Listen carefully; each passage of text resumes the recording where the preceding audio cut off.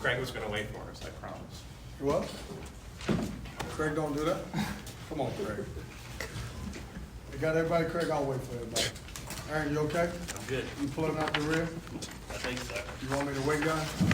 I'll wait. We'll be patient. Tell me what you want me to do, Craig.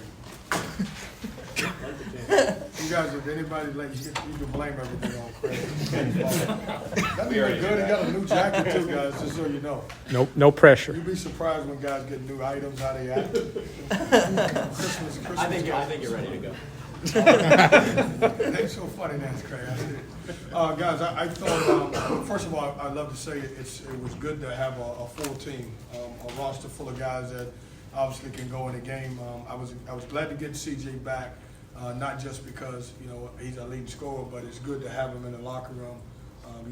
As he was going through the concussion protocol, it was tough to even have him in the games and in the locker room, and we needed some senior leadership on and off the court. That being said, I thought everybody that played the game, one thing we talked about is being a star in your role.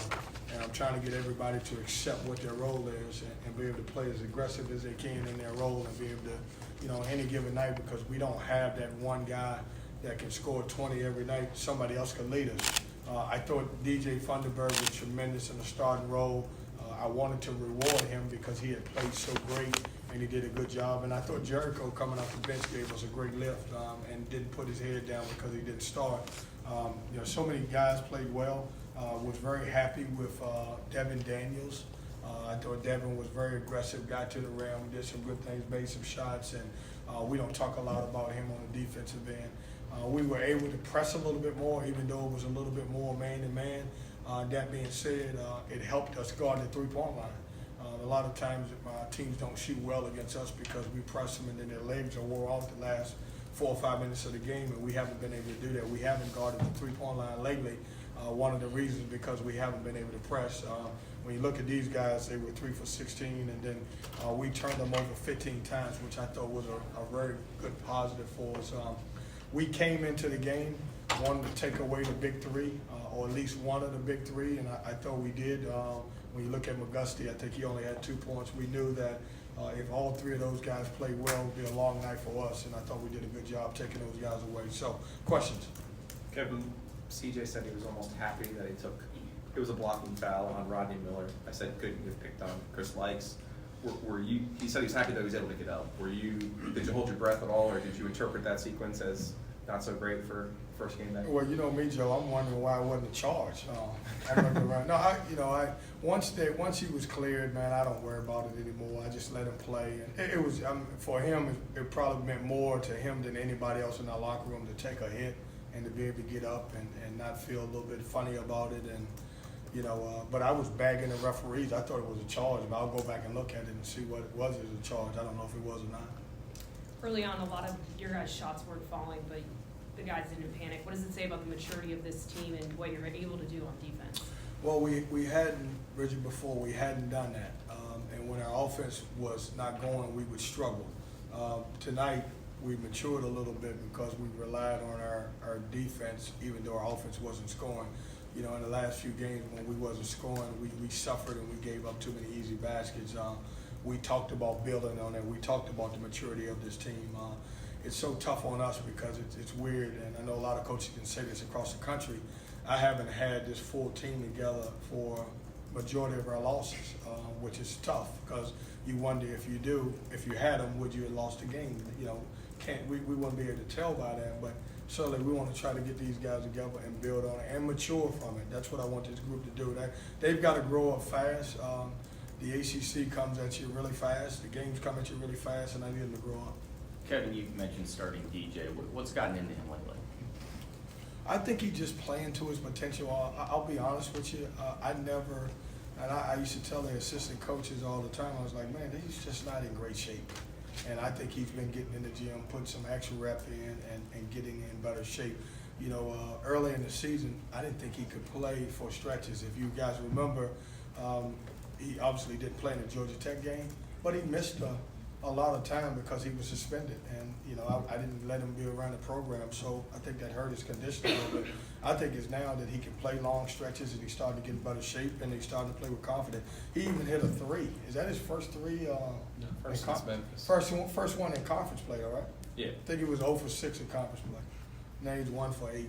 And did he have, let me see what his assist is. 'Cause this will tell everybody. He got one. Oh man, 2 turnovers. And the sky hook. And the sky hook. Was it a sky hook? Was it the Kareem sky hook or was it just like a sky hook? Bill Cartwright. All right, I'll take it. That's good. You guys are funny today too.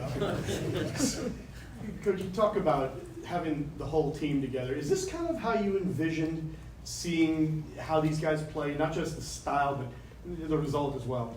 Yeah, it is, and I would love to obviously have at least one more guy in the rotation. When we started the season, I was hoping that this team would have 10 guys that I could rotate in and out and be able to press the entire game on makes every time we scored. But I like what we have, and I like the 9 guys. And if I can keep DJ Funderburg at the 4, I think it helps our team a little bit this year. That being said, that I need Danny Dixon to continue to get better. He's getting healthy. We don't talk about him a lot because he doesn't play a lot of minutes, but he also was healthy, and so he was also hurt, so I wasn't able to play him at the 5. I would use DJ Moore as a 5. So if I can get those guys, Danny to become more serviceable and do some good things, and him and Manny play the 5, I can utilize DJ a little bit more at the 4. Coach Larinaga felt like the fact that you started the 2 big men caused major problems for them. Their big men got in foul trouble, so they couldn't rebound, couldn't score inside.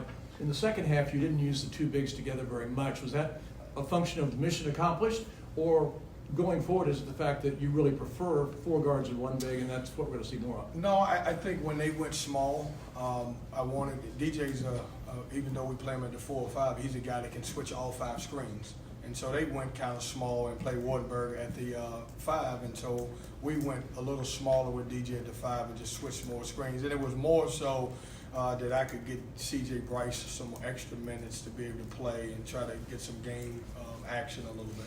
Going forward, will you use the 2 bigs together some then, or will we see more of the 1-4? You have to wait till Saturday. Every game's different. Ain't giving my secret away.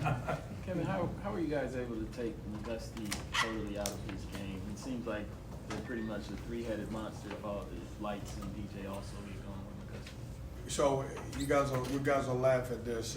The last 3 or 4 practices, we would go into the scouting report. So I would say we were in practice 3 or 4 days ago, and I said, I told them these are the things that we say in a timeout. And I brought them all in. It was after they were all tired. I said, these are the things that we say in the timeout. And I said, I may tell you that the score is 75-70. I may say if they in man-to-man, then we're going to run X3 flow. If they're in zone, we may run zone 1. I may tell you that we have 2 timeouts left. If they tie you up, don't call a timeout. It's our possession. And then, so after I said all of that to them, I made them spread out across the gym, and I gave them a test.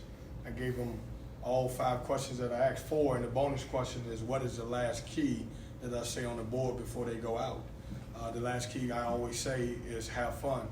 And so you guys, man, I will never release it to you, but you would have fun looking at some of the answers. Like, I'll give you this, you can joke Manny Bates. I told him it was 75-70, so one of the questions was, how much are we up? Manny Bates said 19. And so to go back to your question is, we're starting to understand scouting reports, because I realized we were spending all of this time and going through scouting report and film, and guys didn't know to take their right hand away. That being said, 23 is a right-hand driver. We wanted to put him on his left all night, see if he could be effective there. It worked for us tonight. I did the same thing the other day. It was JJ scouting. JJ went through the personnel. As soon as we got on the floor, I went on the floor. I gave him 5 pieces of paper and said, tell me their height, their position, and what's their strengths. I mean, we had a couple guys, like Rodney Miller's 7 foot tall. We had a couple guys said he was 6'4", and so they don't pay attention. And so we got to do a better job in that area. I got to help them pay attention. And so I'm not saying I love my guys. Their grades are good. They're doing a great job, but they lose focus after a certain amount of time, and that's something as a coach that we all have to adapt with around the country. A lot of you guys have you got kids or nephews or nieces and, you know, these handheld devices right here that we're looking at, they changed the game. And so I've been able to do that. So, long answer, but they're learning scout reports. How about this? So what are the questions you're going to ask for Saturday's game? I don't know yet. It's probably not going to be about the game. I tell you what you guys can do with me. Send a couple questions that you asked them when you were in there, and I'll ask them, do you remember what so-and-so asked you? But you got to send the answer what they said, too, so I know that. I got to give them a test every day now. I'm telling you, I have to. Next. You guys should try that, I'm telling you. Try that with your coworkers. Try it with your spouses. Nice.